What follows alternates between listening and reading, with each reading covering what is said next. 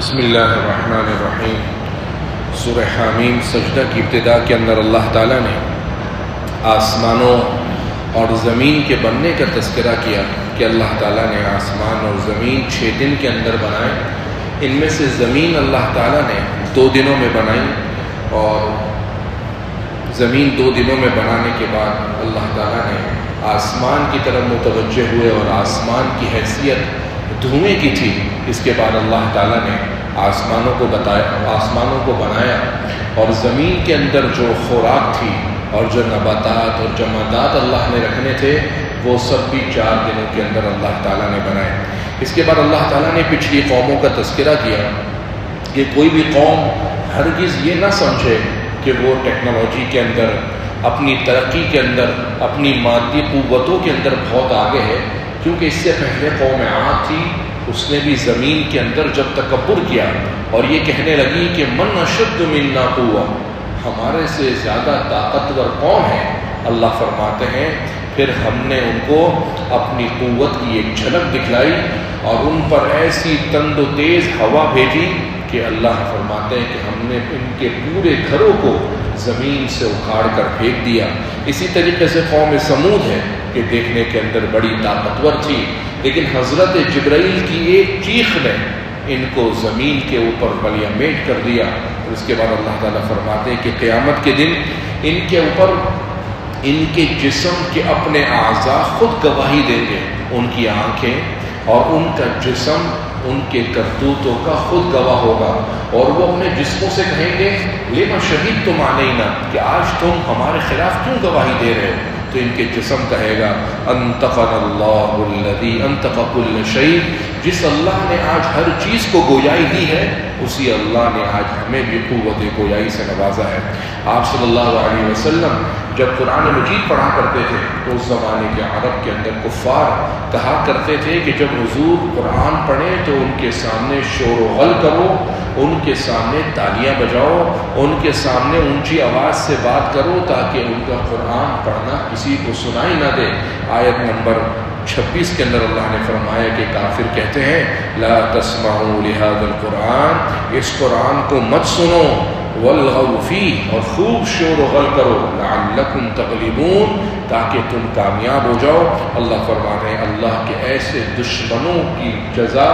اور سزا اللہ نے جہنم تیار کر رکھی ہے۔ قیامت کے دن یہ کافر اللہ سے کہیں گے کہ ربنا، اے ہمارے رب، ارنا الذین اضلانا من الجن والانس، جن لوگوں نے ہمیں گمراہ کیا ہے ہمیں ان لوگوں کا بھی حال دکھا کہ ان کے گمراہی کی وجہ سے، ان کی غلط راہ پر ہمیں گامزن کرنے کی وجہ سے آج ہم یہاں پہنچے ہیں، آج ہمیں اگر وہ مل جائیں تو ہم ان کو پاؤں کے نیچے رون دیں۔ اللہ فرمائیں گے اب اس کا کوئی وقت باقی نہیں بچا۔ وہ لوگ جو کہتے ہیں کہ ہمارا رب اللہ ہے اور پھر اس پر استقامت رکھتے ہیں، یعنی صرف ایمان ہی نہیں لاتے بلکہ ایمان کے ساتھ اعمال صالحہ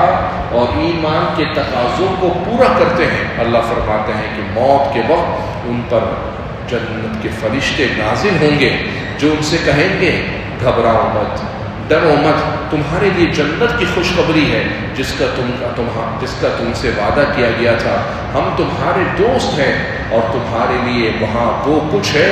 جو تمہارا دل چاہے۔ دنیا کے اندر اگر اللہ کی چاہت کے مطابق زندگی گزاریں گے تو مرنے کے بعد اللہ ہماری چاہت کے مطابق فیصلے کریں گے، اور دنیا کے اندر اگر ہم نے اپنے نفس کی اور اپنی بات مانی تو قیامت کے دن پھر اللہ کے فیصلوں کے اوپر ہوگا۔ اور اللہ فرماتے ہیں نزلا من غفور الرحیم، یہ اللہ کی طرف سے بڑی مہمان نوازی ہے۔ آیت نمبر 33 کے اندر اللہ نے فرمایا اس سے بہترین اور بڑا اچھا قول کس کا ہے؟ جو لوگوں کو اللہ کی طرف بلائے، خود بھی نیکی کے عمل کرے۔ مفسرین نے فرمایا اس سے مؤذن مراد ہے، جو مؤذن دن کے اندر 5 دفعہ لوگوں کے سامنے اللہ کی کبریائی، اللہ کی عظمت کا ترانہ، اللہ کی ہیبت اور جاہ و جلال کے گیت بلند کرتا ہے، اس آیت سے وہ مؤذن مراد ہے۔ اور بعض مفسرین نے فرمایا ہر وہ شخص جو لوگوں کو اللہ کی طرف بلائے، جو لوگوں کو نیکی کی طرف بلائے، وہ اس آیت کی روح سے اس بات کے اندر شامل ہے کہ اللہ فرماتے ہیں اس سے بہترین کلام اور قول کس کا ہو سکتا ہے جو لوگوں کو اللہ کی طرف بلائے۔ اس کے بعد اللہ تعالیٰ نے فرمایا کہ تمہارے ساتھ کوئی غلط کرے، تم اس کے برے رویوں کے مقابلے میں اس کے ساتھ تم برا مت کرو۔ یہ نہیں کہ نیکی اور بدی برابر ہے،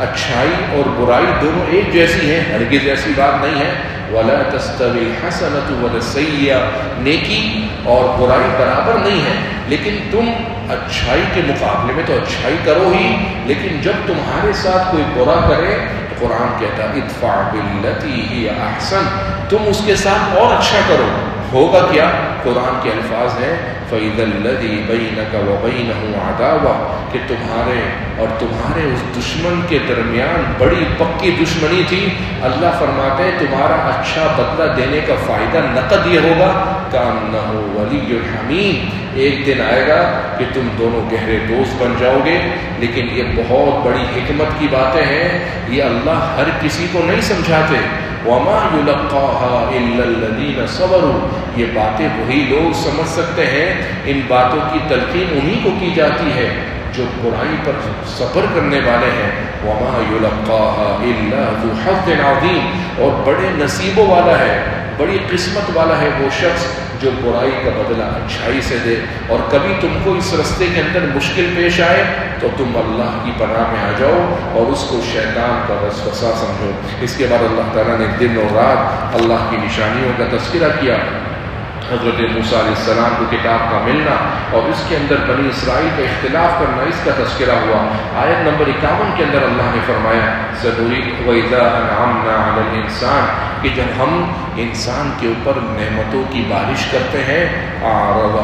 وَنَأَىٰ بِجَانِبِهِ، اعراض کرنے لگتا ہے، اللہ سے دور ہو جاتا ہے۔ وَإِذَا مَسَّهُ الشَّرُّ، لیکن جیسے ہی اس پر کوئی آزمائش بھیجتے ہیں فَذُو دُعَاءٍ عَرِيضٍ، لمبی چوڑی دعائیں کرنے والا ہو جاتا ہے۔ اعتراض اس بات پر نہیں ہے کہ وہ لمبی چوڑی دعا نہ کرے، بلکہ آپ صلی اللہ علیہ وسلم کی تو خود بھی عادت تھی کہ جب حضور پریشان ہوتے تھے تو اللہ کی طرف زیادہ متوجہ ہو جاتے تھے۔ کان اذا حسبه امر فزع الى الصلاة، حضور کو کسی معاملے میں پریشانی ہوتی حضور فوراً نماز کی طرف متوجہ ہو جاتے۔ اعتراض اس بات پر ہے کہ جب آسانی ہو، آرائشیں ہوں، حالات روٹین کے مطابق نارمل چل رہے ہوں، اس وقت بھی اللہ کو بھولنا نہیں چاہیے، اللہ سے اپنے تعلق کو مضبوط رکھنا چاہیے۔ حامیم سجدہ کی آخری آیت کے اندر اللہ فرماتے ہیں سنوریہم آیاتنا فی الآفاق، ہم ان کو اپنی نشانیاں افق پر اور دنیا بھر کے اندر آفاق پر دکھائیں گے۔ اور یہ تو بہت دور کی بات ہے، ہم نے تو بہت بڑی نشانی وفی انفسہم، ان کے اپنی ذات کے اندر رکھ دی ہے۔ اگر وہ اپنے جسم کو ہی دیکھ لیں کہ ان کی جسم اور ان کا یہ جسم خود ایک بہت بڑی فیکٹری ہے، ایک بہت بڑا قدرت کا عجوبہ اور کارخانہ ہے کہ کس طریقے سے اس میں آنکھیں لگی ہیں، کس طریقے سے اس میں دل دھڑکتا ہے، کس طریقے سے اس میں قوت سماعت ہے، کس طریقے سے اس کے اندر دل میں کوئی بات آتی ہے، دماغ زبان کو سگنل دیتا ہے، زبان سے اللہ وہ بات نکلواتے ہیں، سامنے والا کچھ کہتا ہے، کان اس کو سنتے ہیں، کوئی چیز کھانے لگتے ہیں تو ناک بتا دیتی ہے کہ اس کی ذائقہ کیسا ہے۔ ہر چیز اللہ فرماتے ہیں انسانی جسم کے اندر خود ایک بہت بڑا کارخانہ لگا ہوا ہے۔ آسمان اور زمین کو دیکھنا تو دور کی بات، اپنے جسم کو ہی دیکھ لیں، اس کو اپنے جسموں کے اندر ہی اللہ کی نشانیاں اور اللہ کے عجائبات قدرت محسوس ہوں گے۔ سورۃ الشورى کے اندر اللہ تعالیٰ نے اس بات کا تذکرہ کیا ہے کہ ایمان والے اپنے معاملات باہمی مشورے سے طے کرتے ہیں، اور اسی نام پر یہ سورۃ الشورى ہے۔ اس کے اندر اللہ تعالیٰ نے یہ بات بھی فرمائی کہ اللہ تعالیٰ کی ذات ہی ہے جو توبہ کو قبول کرتی ہے اور برائیوں کو درگزر کرتی ہے۔ اور ساتھ ہی اللہ تعالیٰ نے آیت نمبر 30 میں فرمایا وَمَا أَصَابَكُم مِّن مُّصِیبَةٍ، تم کو کوئی بھی مصیبت پہنچتی ہے فَبِمَا كَسَبَتْ أَيْدِيكُمْ، وہ تمہارے اپنے ہی کرتوتوں کا نتیجہ ہوتی ہے، اور تمہاری ہر مصیبت پر اللہ پکڑ نہیں کرتے، بلکہ وَيَعْفُو عَن كَثِيرٍ، بہت سی ایسی تمہاری گناہ ایسے ہیں کہ ان کو اللہ تعالیٰ خود سے معاف کر دیتے ہیں۔ وہ لوگ جو گناہوں سے بچتے ہیں اور جب اللہ فرماتے ہیں ان لوگوں کی تعریف کرتے ہیں جو ایمان والے ہیں، اللہ پر بھروسہ کرتے ہیں، اور جب غصہ آ جائے تو وہ غصے کے اندر سامنے والے کو معاف کر دیتے ہیں، اللہ کے احکامات کو جواب دیتے ہیں، نمازوں کو قائم کرتے ہیں، اپنے معاملات کو جب آپس میں طے کرتے ہیں تو باہمی مشاورت سے طے کرتے ہیں۔ ان لوگوں کی اللہ تعالیٰ نے تعریف کری۔ آیت نمبر 49 کے اندر اللہ تعالیٰ نے فرمایا کہ اللہ ہی کے لیے آسمان اور زمین کی بادشاہت ہے، اللہ جو چاہے پیدا کرے، یہب لمن یشاء اناثا، اللہ جسے چاہے بیٹی دے دے، ویہب لمن یشاء الذکور، اللہ جسے چاہے بیٹا دے دے، او یزوجہم ذکرانا و اناثا، اور اللہ جسے چاہے بیٹا اور بیٹی دونوں دے دے، وَيَجْعَلُ مَن يَشَاءُ عَقِيمًا، اللہ جسے چاہے 5 بنا دے۔ ایسا نہیں کہ اللہ کی قدرت میں ہے کہ اللہ دے نہیں سکتے، ایسی کوئی بات نہیں ہے، بلکہ اللہ تعالیٰ جب بھی دیتے ہیں اپنے علم کے مطابق، اپنی حکمتوں کے مطابق دیتے ہیں۔ سورۃ الزخرف کے اندر اللہ تعالیٰ نے اس بات کا تذکرہ کیا کہ کافر آپ صلی اللہ علیہ وسلم کے بارے میں یہ کہنے لگے کہ اے محمد، نبوت آپ کو کیوں ملی ہے؟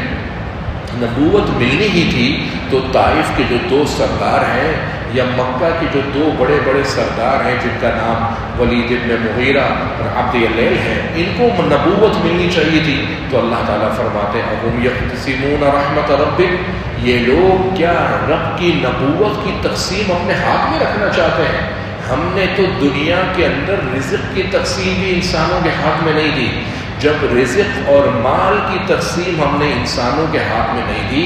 تو نبوت کی تقسیم انسان کے ہاتھ میں ہم کیسے دے سکتے ہیں؟ نبوت خالصتاً اللہ کی طرف سے اپنے محبوب اور پیغمبر کو دی جاتی ہے، کیونکہ اس زمانے کے لوگ یہ سمجھتے تھے کہ اس شخص کے پاس تو دنیا ہے ہی نہیں، اور جس کے پاس دنیا ہے وہ بڑا سردار ہے، تو نبوت اس کو ملنی چاہیے تھی۔ اللہ فرماتے ہیں کہ اگر مجھے اس بات کا خوف نہیں ہوتا کہ جو مسلمان ہیں وہ بھی اللہ کے منکر بن جائیں گے تو ہم کافروں کو اتنا دیتے، ہم کافروں کو اتنا نوازتے کہ ان کے گھروں کی چھتیں، ان کے گھروں کی سیڑھیاں، ان کے گھروں کے دروازے اور وہ بس بستر اور مسہریاں جس پر وہ ٹیک لگاتے ہیں، یہ سب بھی ہم کافروں کے سونے اور چاندی کی بنا دیتے اگر ہمیں اس بات کا خوف نہیں ہوتا کہ مسلمان بھی کافر ہو جائیں گے، یہ سوچیں گے کہ کافروں کو کتنا ملا ہوا ہے۔ در حقیقت یہ دنیا کی نعمت اس بات کی نشانی نہیں ہے کہ جس کو اللہ نے دنیا دی ہوئی ہے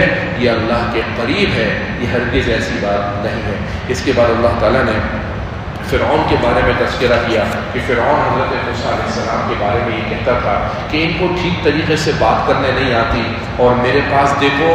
پورے مصر کی بادشاہت ہے، یہ دریا اور نہریں میرے پاس سے چلتی ہیں، اب بتاؤ طاقت میرے پاس ہے یا موسیٰ کے پاس زیادہ ہے؟ طاقت جب میرے پاس زیادہ ہے تو میں ہی تمہارا خدا ہوں۔ اس پر اللہ کی طرف سے جواب ملا کہ دنیا کی نعمتوں کا ملنا ہرگز بڑا ہونے کی نشانی نہیں ہے، بلکہ دنیا کا مزاج تو اللہ کی سنت اور طریقہ یہ رہا ہے کہ عموماً اللہ تعالیٰ دنیا اس کو دیتے ہیں جس سے خوش ہوتے ہیں اور جس سے ناخوش ہوتے ہیں، دونوں کو اللہ دنیا دے دیتے ہیں، لیکن آخرت اور دین اللہ اسی کو دیتے ہیں جس سے اللہ تعالیٰ خوش ہوتے ہیں۔ آخر صورت کے اندر اللہ تعالیٰ نے اس بات کا حکم دیا آپ صلی اللہ علیہ وسلم کو کہ نبی آپ کافروں کے طعنوں سے گھبرائیے مت، ان کی باتوں کو درگزر کیجئے، ان سے سلامتی کی بات کیجئے۔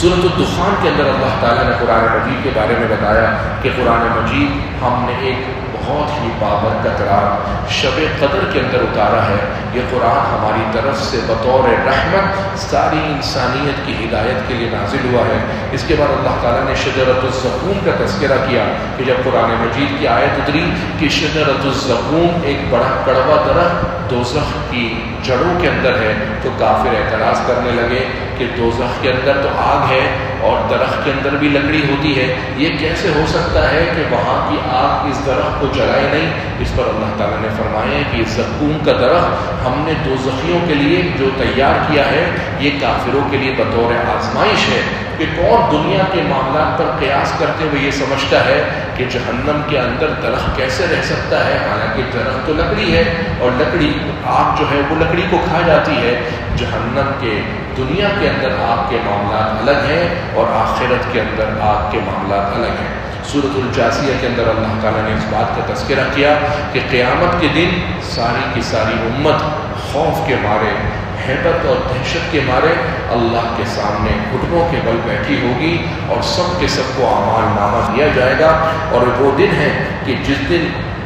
ان لوگوں کو اللہ بھلا دیں گے جنہوں نے دنیا کے اندر اللہ کی آیتوں کو بھلایا، اللہ کے احکامات کو نہ مانا، اللہ تعالیٰ قیامت کے دن ان کو بھی سر عام بھلا دیں گے۔ سورۃ الاحقاف کے اندر اللہ تعالیٰ نے اس بات کا تذکرہ کیا کہ جو لوگ اللہ کی بات مانتے ہیں اللہ نے دنیا اور آخرت ان لوگوں کے لیے بہترین اجر کے ساتھ تیار کر رکھی ہے، اور ساتھ ہی انسانوں کو حکم دیا کہ انسان اور مسلمانوں کو چاہیے کہ وہ اپنے والدین کے ساتھ حسن سلوک کریں، خاص کر اپنی ماں کے ساتھ کہ جس ماں نے 9 مہینے تک بہت محنت اور تکلیف کے ساتھ بچے کو پیٹ میں اٹھا کر رکھا اور 9 مہینے کے بعد جب جنا تو بھی بہت تکلیف سے جنا، پھر اس کو 2 سال کے مہینے تک 2 سال کے عرصے تک دودھ پلایا، تو اللہ فرماتے ہیں کہ انسان اپنے والدین کے ساتھ بھی اس نے سلوک کرے۔ آیت نمبر 20 میں اللہ نے بتایا کہ قیامت کے دن جب کافروں کے سامنے آگ پیش کی جائے گی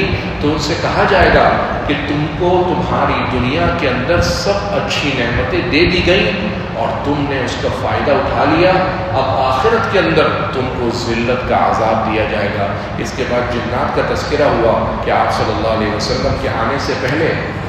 جنات بعض اوقات آسمان دنیا پر جاتے تھے اور آسمان دنیا پر جا کر فرشتے جو باتیں کر رہے ہوتے تھے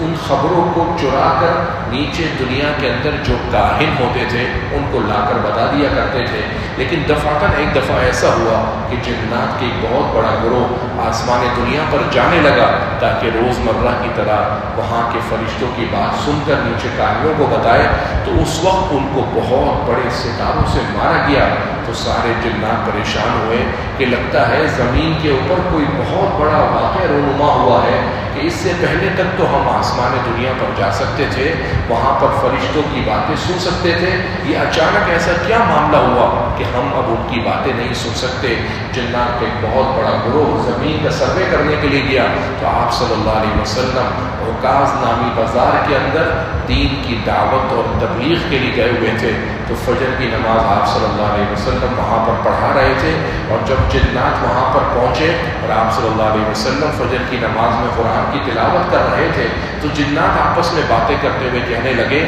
کہ لگتا ہے محمد صلی اللہ علیہ وسلم جن کے بارے میں تورات کے اندر ان کی نشانیاں بتائی گئی تھیں، دنیا کے اندر ان کا نزول اور ان کی بعثت ہو چکی ہے۔ تو اس دوران دوسرے جنات نے آپس میں کہا خاموش رہو اور قرآن سنو۔ اللہ تعالیٰ نے اس کی منظر کشی آیت نمبر 29 میں کری، وَإِذْ صَرَفْنَا إِلَيْكَ نَفَرًا مِنَ الْجِنِّ، اور اے نبی اس وقت کو یاد کیجئے جب ہم نے جنات کی ایک بہت بڑی جماعت کو آپ کی طرف بھیجا، يَسْتَمِعُونَ الْقُرْآنَ، جو قرآن کو کان لگا کر غور سے سن رہے تھے، فَلَمَّا حَضَرُوهُ قَالُوا أَنصِتُوا، اور جب وہ اس مجلس کے اندر پہنچے تو کہنے لگے خاموش ہو جاؤ۔ فَلَمَّا قُضِيَ، اور جب انہوں نے قرآن سنا، وَلَّوْا إِلَىٰ قَوْمِهِمْ مُنذِرِينَ، اپنی قوم کے پاس گئے، جنات کی جو قوم تھی ان کے پاس گئے، ان کو بتایا کہ نبی آخر الزمان کی بعثت وہاں پر ہو چکی ہے، اور بتایا کہ ہماری قوم اِنَّا سَمِعْنَا كِتَابًا، اب ہم ابھی قرآن مجید کی کتاب سن کر آئے ہیں،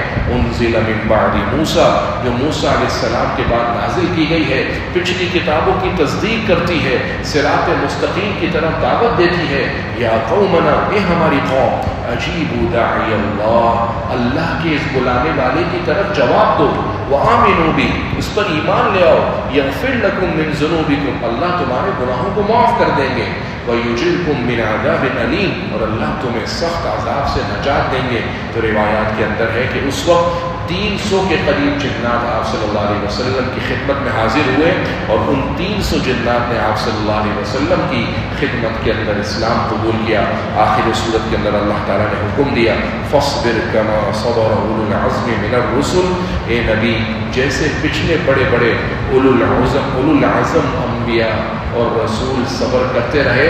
آپ بھی صبر کیجئے، کافروں کے کاموں پر دل گرفتہ نہ ہو اور ان کی باتوں کی طرف توجہ نہ دیجیے۔ سورۃ محمد کے اندر اللہ تعالیٰ نے جہاد کے احکامات بتائے، ایمان والوں کو حکم دیا کہ یا ایھا الذین آمنوا، اے ایمان والو ان تنصروا اللہ، اگر تم اللہ کے دین کی مدد کرو گے ینصرکم، اللہ تمہاری مدد کریں گے، ویثبت اقدامکم، اور اللہ تعالیٰ تمہارے قدموں کو ثابت قدم رکھیں گے۔ جنت کی مثال اللہ نے بتائی آیت نمبر 15 میں کہ جنت جس کا وعدہ اللہ نے متقی لوگوں سے کیا ہے، وہاں پر پانی کی ایسی نہر ہے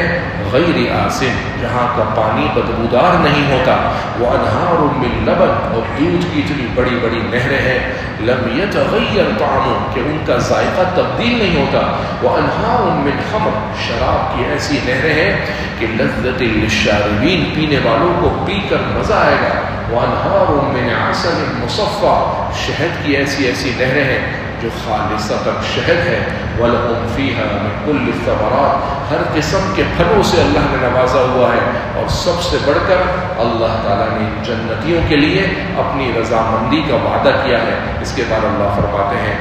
ایک طرف تو یہ متقی جن کے لیے اللہ نے جنت کا وعدہ کیا ہے، اب ذرا یہ بتاؤ کمن هو خالد فی النار، اس کے مقابلے میں وہ شخص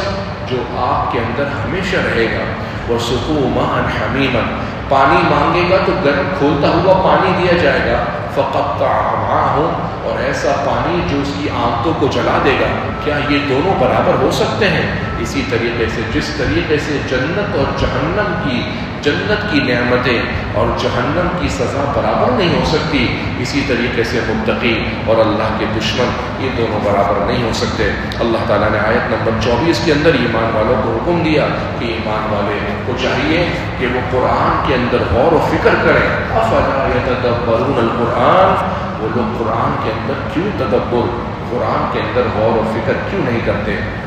سورۃ الفتح کے اندر صلح حدیبیہ کا تذکرہ ہے، آپ صلی اللہ علیہ وسلم کو اس بات کی بشارت ہے کہ اللہ تعالیٰ نے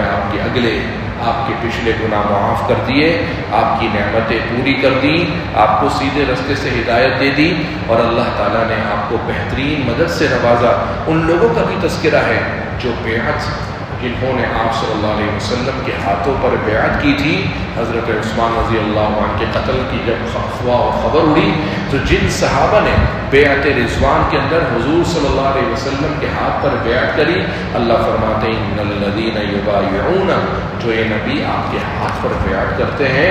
انما یبایعون اللہ، وہ اللہ کے اوپر بیعت کر رہے ہیں، ید اللہ فوق ایدیہم، اللہ کی نصرت، اللہ کی مدد کا ہاتھ ان صحابہ کے اوپر ہے۔ اس کے بعد اللہ تعالیٰ نے اس بات کا تذکرہ کیا کہ اللہ کی ذات وہ ذات ہے جس نے اپنے رسول کو ہدایت اور دین برحق دے کر لوگوں میں بھیجا تاکہ اللہ کا یہ دین دیگر تمام ادیان باطلہ پر غالب آ جائے، اور جس کو دے کر بھیجا محمد رسول اللہ، وہ محمد اللہ کے رسول ہیں، اور جو ان کے ساتھ صحابہ کی جماعت ہے وہ کافروں پر بڑی سخت ہے، آپس کے اندر نرم دل ہے۔ اے نبی آپ ان کو دیکھیں گے کہ وہ اللہ کی رضامندی، اللہ کے فضل کے حصول کے لیے کبھی رکوع کی حالت میں، کبھی سجدوں کی حالت میں ہوتے ہیں۔ سورۃ الحجرات کے اندر اللہ تعالیٰ نے ایمان والوں کو حکم دیا کہ ایمان والوں اللہ اور اس کے رسول سے آگے مت بڑھو۔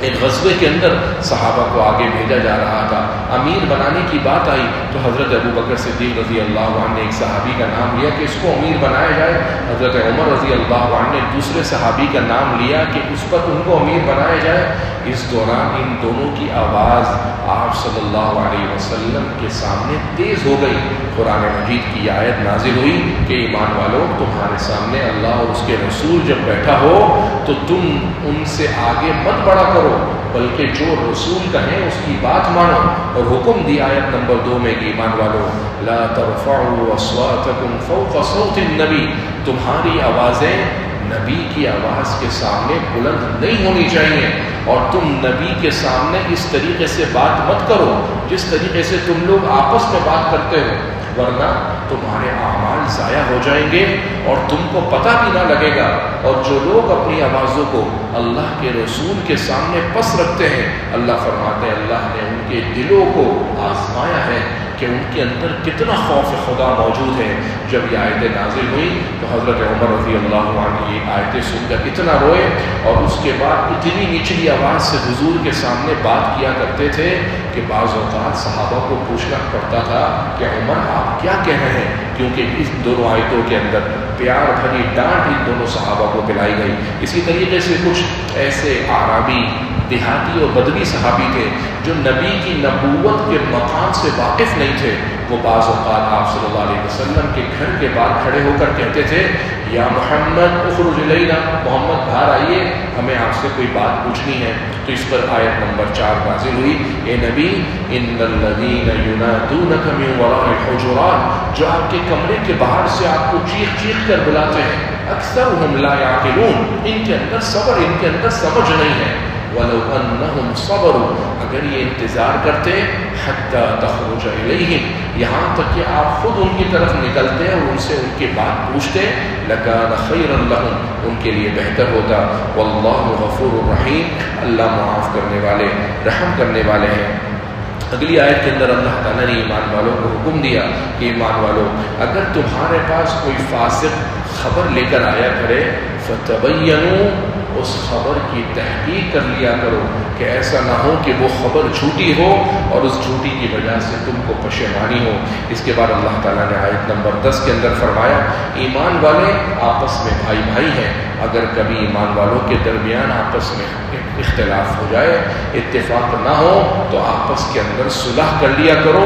اللہ سے ڈرو تاکہ تم پر رحم کیا جائے۔ ایمان والوں کو مخاطب کر کے کہا کہ ایمان والوں، ایک دوسرے کا مذاق مت اڑاؤ، ایک دوسرے کو طعنے نہ دو، ایک دوسرے کو برے لقب سے مت پکارو، ایک دوسرے کے بارے میں بدگمانی نہ کرو، اپنے مسلمان بھائی کے پیچھے اس کی ٹو میں مت لگو، اور اپنے مسلمان بھائی کے پیٹھ پیچھے اس کی برائیاں مت کرو۔ اَيُحِبُّ أَحَدُكُم مَّن يَأْكُلَ لَحْمَ أَخِيهِ مَيْتًا، کیا تم کو یہ بات پسند ہے کہ تم اپنے سگے مردہ بھائی کا گوشت کھاؤ؟ جیسے تم کو یہ ناپسند ہے ویسے ہی اللہ کو غیبت ناپسند ہے۔ اگلی آیت کے اندر انسانیت کو حکم دیا کہ انسانوں، اللہ نے تم کو ایک مرد اور عورت سے پیدا کیا ہے، لیکن اللہ کے نزدیک جو معیار ہے، جو کسوٹی ہے، وہ تقویٰ ہے۔ ان اکرمکم عند اللہ اتقاکم، اللہ کو سب سے معزز وہ ہے جو تم میں اللہ سے خوف خدا زیادہ رکھنے والا ہے۔